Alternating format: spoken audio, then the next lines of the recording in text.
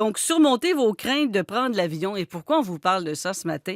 Ben, c'est à cause justement de cette conférence. Donc, conférence publique, c'est gratuit en plus. C'est ce soir à l'aéroport de Saguenay, donc à Bagotville. Et notre invité justement au bout du fil est le conférencier Jean Laroche, directeur de la recherche et du développement au au Centre de recherche québécois en aéronautique au Cégep de Chicoutimi. Jean Laroche, bonjour. Bonjour, madame. Est-ce encore raisonnable, entre guillemets, d'avoir peur de l'avion en 2015?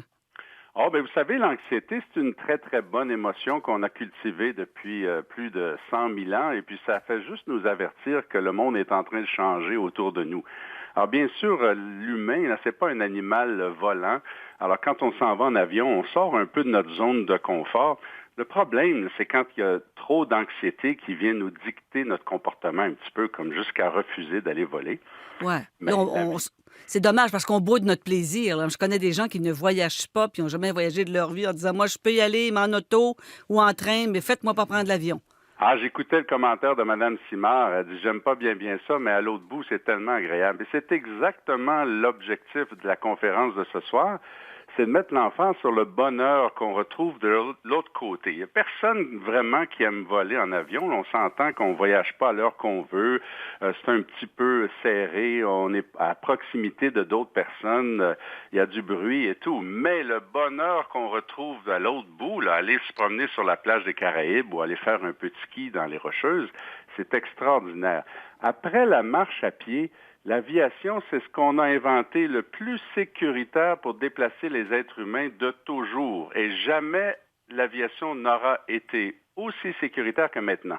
Oui, ben ça, c'est bien de nous le dire, ça. On a tellement renforcé les contrôles de sécurité aussi avec tout ce qui s'est passé, les attentats, bon, depuis les 10-12 dernières années. Est-ce que c'est peut-être ça aussi qui stresse les gens, tous les contrôles avant? Oui, le contrôle douanier, le contrôle de sécurité, on a les frais additionnels, on tire notre valise. Bon, on peut parler d'inconfort, hein, mais en termes de sécurité, là, vraiment, vous savez, au Canada, depuis 12 ans quand même, si on exclut un petit accident dans le pôle Nord, qui est malheureux, mais on s'entend que le pôle Nord, c'est un marché un peu spécial. Depuis 12 ans, on a eu 0 mort dans les lignes aériennes. 0. Il y en a eu 35 000 sur la route, mais 0 en vol. Ouais, disons, quand on voit ce genre de statistiques, ça peut nous aider. Mais donc, ce soir, vous allez dire aux gens comment gérer le stress. Est-ce que vous pouvez nous donner quelques trucs ce matin pour des gens qui pourront peut-être pas être à la conférence ce soir, à part le scotch au bar, là? Oui, bien sûr, ça commence longtemps avant le vol, hein. D'abord, aller chercher les connaissances en aviation, comment ça fonctionne, les bruits qu'on entend, l'air qu'on respire vient d'où, un avion, ça vole comment, et puis ensuite, on va avoir des trucs comme comment choisir nos vols. Si on n'aime pas les turbulences, il y a des avions qui en ont moins que d'autres, il y a des moments de la journée qui en ont moins que d'autres aussi. Quel siège choisir, comment préparer sa détente aussi, et puis ensuite, il y a des techniques d'autogestion du stress, se comparer avec les autres. On va parler du test du verre d'eau. On va mettre un verre d'eau sur notre tablette en avant de nous pour comparer ce qu'on ressent des turbulences versus la réalité, hein. Quand on voit le verre d'eau qui bouge pas du tout, l'eau qui frémit même pas, finalement, les turbulences, il n'y en a pas tant que ça. Oui. Et donc, j'aime quand vous dites qu'il faut penser au bonheur à l'arrivée. Je dois vous dire, c'est un des trucs que je fais aussi beaucoup en avion.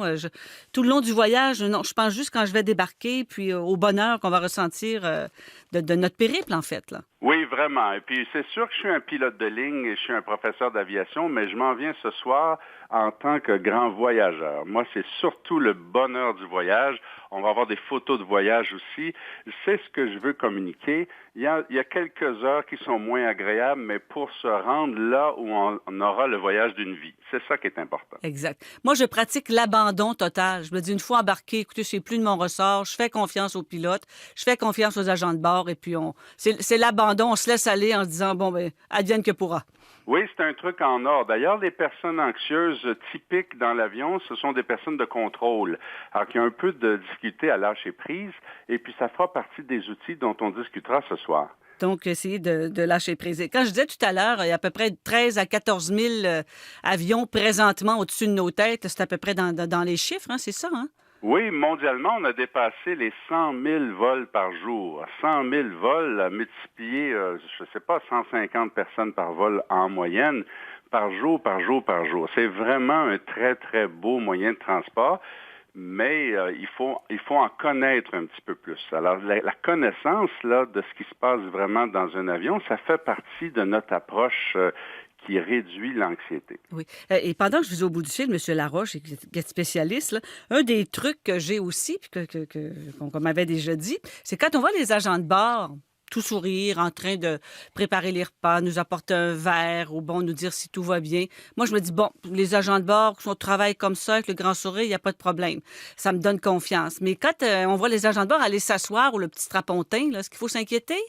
Non, pas du tout. C'est pour leur sécurité à eux. D'ailleurs, nous, on est assis et puis vous savez, quand on est assis, on tombe toujours de moins haut. Alors, si on s'enfargeait dans une turbulence, on est debout avec des plateaux et tout, ben, ce sont des employés qui se feraient mal. Alors, simplement, on demande de s'asseoir pendant qu'on passe une zone de turbulence, mais il faut comparer les turbulences comme une route de gravel. Dieu sait qu'au Québec, on en a là, des routes inégales. Ben, on appelle ça des routes aériennes aussi, hein. Bon, ben, il y a des routes qui sont un petit peu plus bardassantes, mais c'est pas plus compliqué que ça. C'est vraiment pas plus compliqué que ça.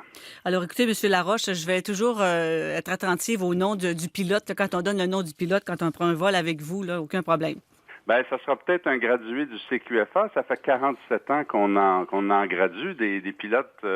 Alors, il y en a partout dans le monde maintenant. Merci beaucoup, M. Laroche. Au plaisir, à ce soir. Merci. Au revoir. Donc, Jean Laroche est directeur de la recherche et développement au Centre de recherche québécois en aéronautique, en fait, l'école de pilotage à Chicoutimi.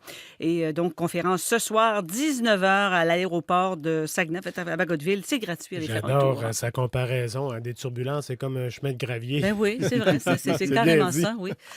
Comment